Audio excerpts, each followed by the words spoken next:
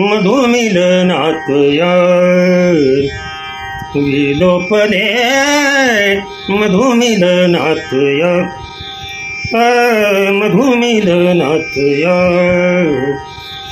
विलोपले मधुमिलनात या विलोपले मधुमिलनात या. राग कसे लक्षात ठेवायचे. हे चाललंय रामकृष्ण हरी विठ्ठल केशव आणि बैसर हरिपाठ हरिकीर्तन या चॅनलवरती राग कसे ध्यानात ठेवायचे त्याच्याबद्दल हे चाललंय.